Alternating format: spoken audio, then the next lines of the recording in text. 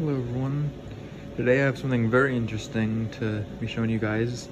This here is a 1972 Polaris Colt. I'm sorry for the background audio, I got the heat running, warming up in here. But picked this up for $100 in the western side of, the eastern side of Connecticut. And drove like 2.5 hours to pick this thing up. Got the hood over here along with the seat. Seat is basically garbage. The foam is messed up and everything, but it's got the wire and the taillight still on it. The hood, missing some parts. The plastic blue part there is cracked and everything, but it's got good headlight recesses, I think, and only real damage I think is that ding in the center, and then the edges are always damaged on these hoods. This is my second one of these snowmobiles, so I was gonna buy this for a parts snowmobile, so I might steal some parts off it, but I'm also gonna try to get this motor running, so that's gonna be the main goal with this at the moment. Now this motor is totally seized at the moment. Cannot get it to spin, as you can see. It does not move. I got plugs out and I got some Marple's mystery oil sitting inside. There were tons of mouse nests all over the place in this snowmobile, so I'm gonna try to make sure that's all cleaned out. You can't see it from this angle, but there is still a ton of stuff underneath the engine and the exhaust pipe. What I'm gonna start with now, I think, is I'm gonna try to get these two carburetors off the engine, and I'm gonna get the exhaust pipe off after that probably, and maybe some of the cover for the fan and different parts over there. You know, a lot of the parts I was gonna salvage on this were gonna be those headlight recesses on the hood. I might try to salvage the bumper on this for my other snowmobile, and maybe one of the skis, because I have a cracked ski on mine. And mine that I'm referring to is a 72 Colt that I have running and driving. But this is going to need a lot of parts. The suspension here is quite a bit messed up. Get down to this idler wheel. You can see it's all cracked, and I'm sure it's going to need new slides. I don't know. I haven't gotten a good look at it, and you can't see it because it's a little dark, but the drive cogs are totally garbage on this, because I can basically get this clutch to spin, and I should not be able to do that with the without the track spinning. Now these two sides should spin opposite directions, and I can take this belt off. It will not do that, so the clutch is stuck. This clutch is probably also going to be stuck with the weight not moving, but I won't know until I have it spinning, or the engine spinning and running. So first things first, I'm going to remove these carburetors, and I'll start looking at removing the exhaust and parts on that side. So now, as I remove these carburetors here, they're held on by two nuts that hold on either side, and there's a banjo piece here that the fuel line attaches to. And if you can see the top of the bolt that's in there. There's supposed to be a clip that holds these from being able to rotate or anything. That's missing on both carburetors. These are supposed to be hand tightened and removed. I'm sure they're not. Usually use vice grips on those. I believe this is 14mm, and the choke is here. It is usually a 1/2 inch on most carburetors. I gotta make sure it is on this. It might not be. So usually these cables, the throttle and the choke, should spin free, but I doubt they're going to. I mean, I can't even pull the throttle on this or get the choke to move, so definitely seized up in there. So I'm going to have to play around with these. It might take me a while to get these off, but I'll show you what's going on with that.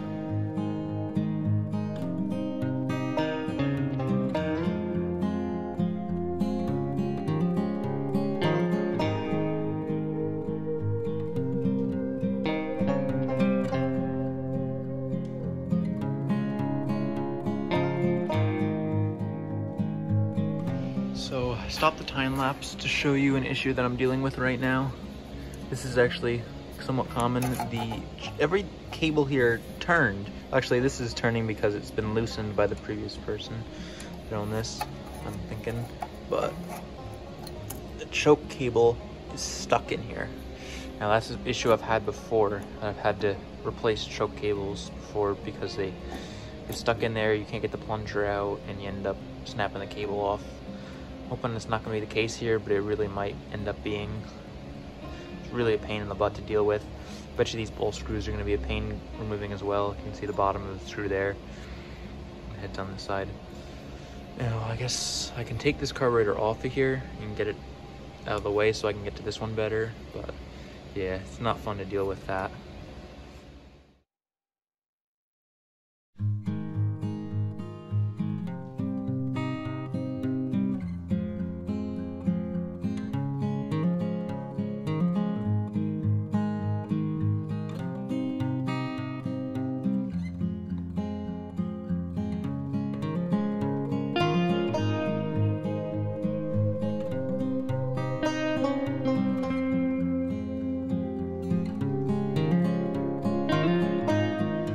Well guys, this is a small situation update. This carburetor is being real fun. I've never had this issue before. This is loose, but it won't come off. It just keeps rotating and then not coming off. It literally turning on the cable, but it won't come out of here. This, once again, has been taken off and the choke plunger is stuck inside. And I can't get well to this nut, and it does not want to come loose. I don't want to break anything, so I'm trying to be careful. There's a nut in there. Last nut to hold this carburetor on, so I can't pull the carburetor off of here. Now, it's very obvious that this thing has been taken apart before, because as you can see with the hardware I have here, got a nut with a lock washer, a nut with a regular washer, and a nut with a lock washer and regular washer. I don't know what the last one has, so somebody forgot the lock washer here, which was not good. You should always have the lock washer there, and someone forgot a flat washer here. This one's done correctly, so I don't know what's behind that one. And these got the gaskets here. Probably should get replaced, but they don't feel terrible. They're not like broken or anything. They're stuck to where they are. They usually get stuck. The fuel lines came off actually really easy because they're totally dry rotted. But I'm gonna play around with this and I'll give you an update when I get it off, hopefully. Alright, so here's the situation. Moisture got in the top of this carburetor and this is rusted solid in place, or corroded solid in place. Can't really see it good in there because the flashlight's in the wrong orientation, but yeah, it's not good in there. I'll try to show that later when if I hopefully get it apart. Both choke plungers are stuck, which is not very convenient. I believe I mentioned that those nuts were gonna be 14 millimeters. I actually meant to say 13 millimeters, so they're 13 millimeter nuts that hold these carburetors in place, I mean. But yeah, so this one just held by this. This has got this and this, so that's gonna be fun to get out. Probably gonna have to put heat to it. I'm gonna keep playing with it. I'm not gonna keep recording everything. It's gonna be a huge video if I try to do time lapse of the entire process of taking this thing apart.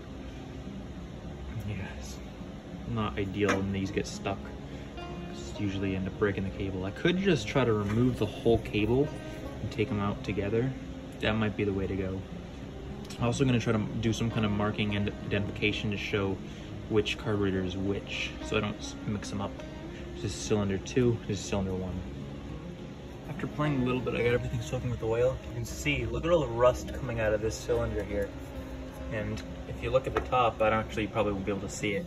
Put Marvel's Mystery Oil on this, as I mentioned before. This cylinder, it's all drained out. This cylinder, it's not. So I'm thinking this cylinder might be the seized one here. So I mean, look at all that rust. Looks like moisture got in this cylinder and in this carburetor and really caused some havoc. So this cylinder might be having some issues too. There's a slight bit of rust there, nowhere near as much as what's sitting in that cylinder there. So I'm thinking that might be the situation we're dealing with, which might be, I don't know if that makes things easier or harder, because bearings might be shot anyway, but hopefully not. Well guys, it's the next day and a little progress has been made. This was the stuck piece in the carburetor. The throttle goes on. You know, it doesn't look terrible now. I did rub a lot of rust off this needle here. This one was quite rusty. You can see on the top it had a lot of moisture in there. So it was definitely stuck in there. Now the way I did this, I would not recommend you do to remove it, because I just basically stuck a screwdriver with a little hammer in the edge of the carburetor and in the opening, and just tapped upwards, and you can see it scratched a little bit up here, and inside the carburetor. You can see it scratched a little bit. You can't really see too well, but it did scratch the bottom in there a little bit on the carburetor. So yeah, I would not recommend do that because it's just not a good idea to do it that way. I should have did more heat and waited longer and stuff, but I did end up taking it out, so for the last resort, that probably is a good idea. Or at least if you do it, make sure you be careful not to crack the carburetor because it's just aluminum. These chokes are still stuck, but as you can see, I removed the choke from on here. So I can actually remove these carburetors from the engine instead of this tray here. Try to disassemble them. I'm gonna try to remember which one is which. I believe I have them marked. I marked them with a Sharpie. One of them should have a 2 on it.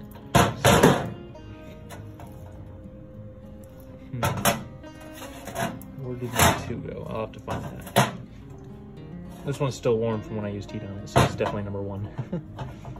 And this is number 2, because the cylinders are numbered. And I'm going to number them accordingly. Now this, I believe I numbered.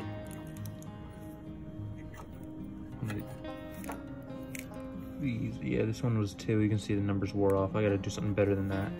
Maybe put a piece of tape on it that says 2. So I'm going to try to get these labeled right. And it's also pretty obvious with these because they come out like this. So this one obviously has to go to 1. This one obviously has to go to 2. And this one's all rusty on top, which was in number 1. So not horribly difficult for me to figure out, but you should always keep them labeled because they might be the same, but they might also be a little different because the cylinders might run slightly different. I really don't know. It's probably not on this snowmobile, but other ones do have some slight differences in the cylinders. So I recommend you're careful with that. So now that I got this all out, I got to play around with the carburetors, trying to get them torn down and get those choke cables out of there. And I guess I can move on to trying to remove some more parts, including the exhaust pipe, recoil, and maybe this, I call it a fan shroud. I don't know if that's actually the right name for it is, but I believe there's a fan back here. So I'm gonna try to remove this piece of the engine here. So I don't know if I should bother. I might move the fuel pump and the coils at some point, but not quite yet. Now I got the gaskets off here as well. They are over here. Basically you got, this is the bottom one, this gasket followed by this like spacer looking gasket, and then this piece here that goes against the side of the engine, and the same on both sides. And yeah, so I'll show you taking the parts off on the other side of the engine. All right, so I have some stuff cleared up now, so I can get to this side of the snowmobile. Now, as you can see, you got the 2 springs in the front here. You know, they make a tool to take the springs off, but I always use vice grips instead. I haven't bought the tool yet. I usually wear gloves when I do it, so I don't smack my knuckles up too bad. You slip off. Now, something doesn't look right here. On my other 72, there is a piece that comes up here and a spring that attaches around here. This doesn't have that. I don't know if it would have originally. I mean, look how much play is on that exhaust pipe. That just doesn't seem right to me, so there's probably something missing here.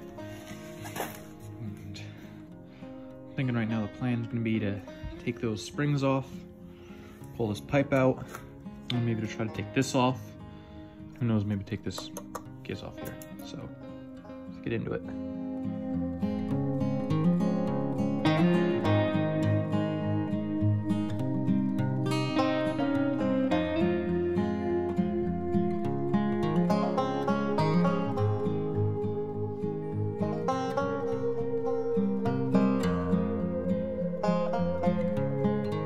There's the parts there that are been removed. As you can see, look at the size of the nest in there. I mean, it could have been a lot bigger actually.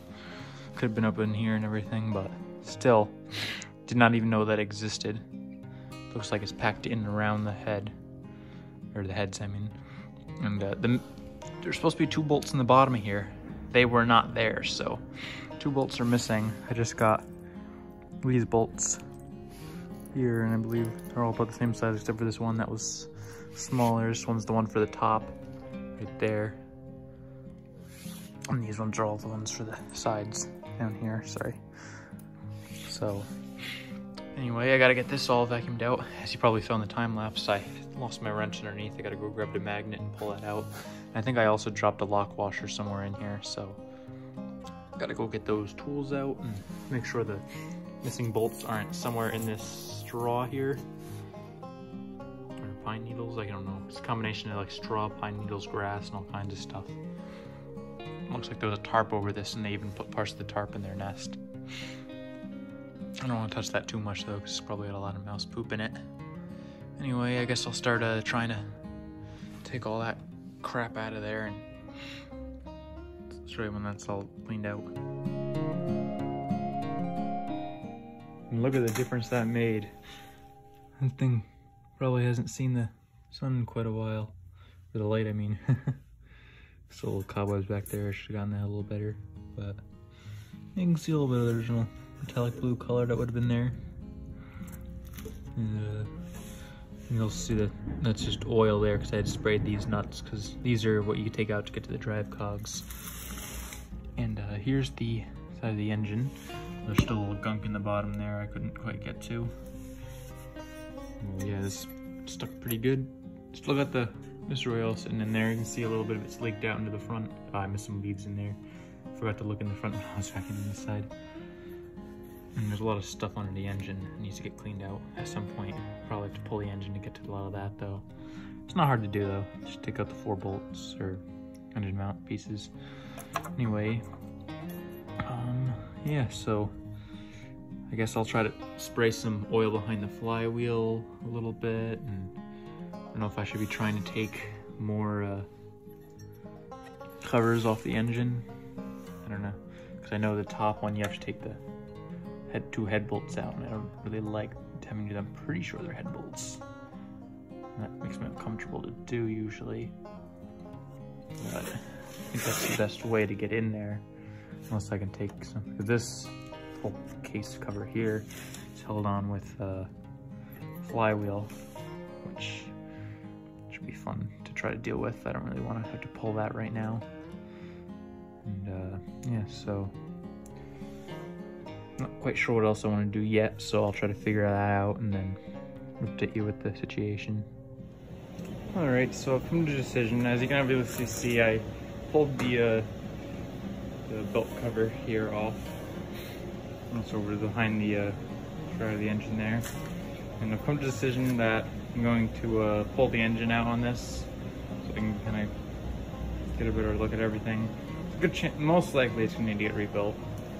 So the way you pull this out is there's a nut there, there's one over there behind the wires, and then there's 2 in the front, and then you remove that whole plate under the engine and you can pull it out. Now before I do that, I'm thinking I'm going to remove this exhaust manifold, or at least start to remove it and get the outer bolts. It looks like the inner ones are going to be more of a pain to get to, but I can probably get to them with a wrench or something like that. So I'll be pulling that off, and then I'm going to pull the engine out.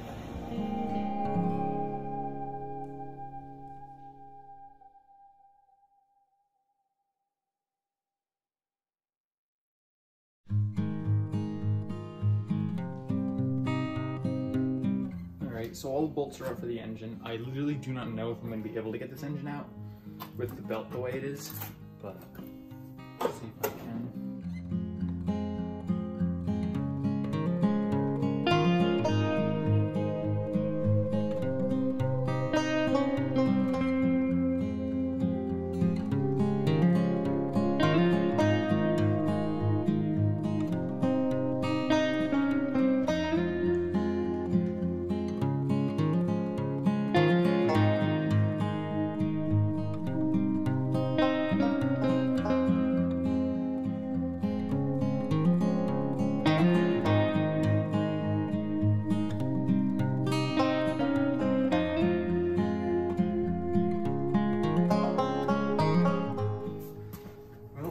See, that is what it looks like underneath it.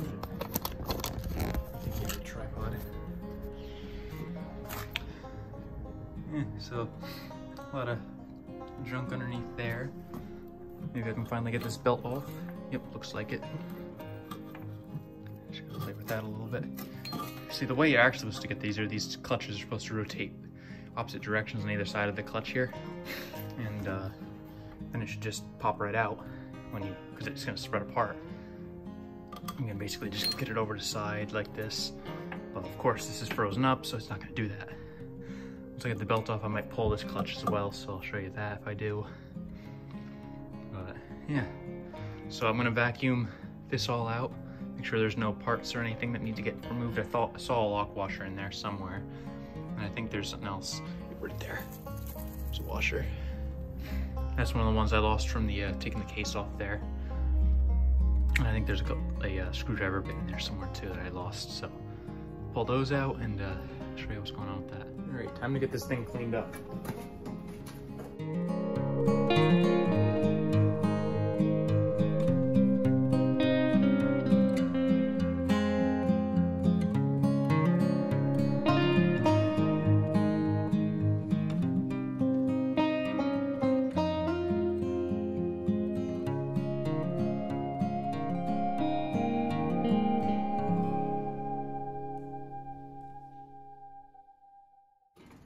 Alright, so now the belly is no longer filled with all kinds of garbage. We can look at this. Now this is a part of the steering. As you can see, there's a little bit of play, but it's not too bad. It connects to the bottom of the steering column and turns the ski. A little bit of play, it's a little rusty, but overall this could be sandblasted, cleaned up nice and everything. Look at this one. Look how thin that is. That's terrifying. And it's also loose. Well, it's not that loose. I've dealt with them looser on the other 72 I had. One of them was really loose, had a ton of play in the steering, but it didn't have this piece looking like this. I don't like when my tie rods are like literally like thinner than a pencil. That's not good. That's gonna need to get replaced because the steering would totally broke on this ski. Hit one bump. Well, now it's much easier to get around the engine. You can kind of see all the piston in there a little bit.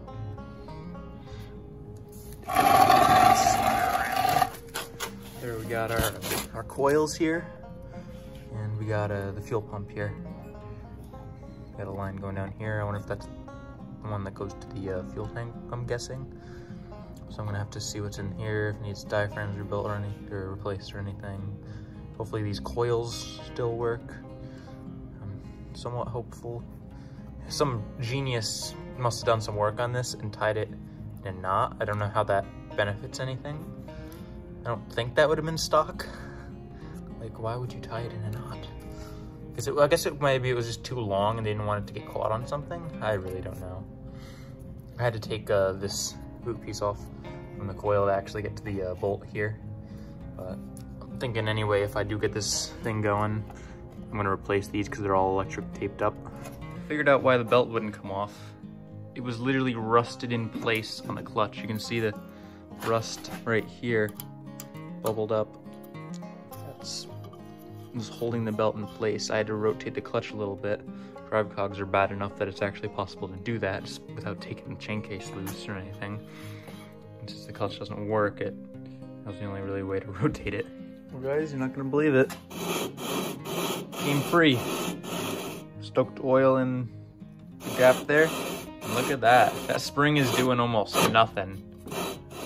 I should not be able to just simply grab this and just yoink it up to there. That should be trying to turn the entire thing. So that spring is definitely no good in there. But at least that turns. The one problem though is it's not just supposed to turn. It's supposed to also move backward. It's supposed to go this way. And so far all it does is rotate. So if I play around with it more, maybe I can get it to do that. Well, I'm gonna finish this video out with showing my recent discovery of this giant hole in the belly pan of the snowmobile. Yeah, not ideal. It's pretty cracked on the belly there, and then on the side here. You can see the ground down there.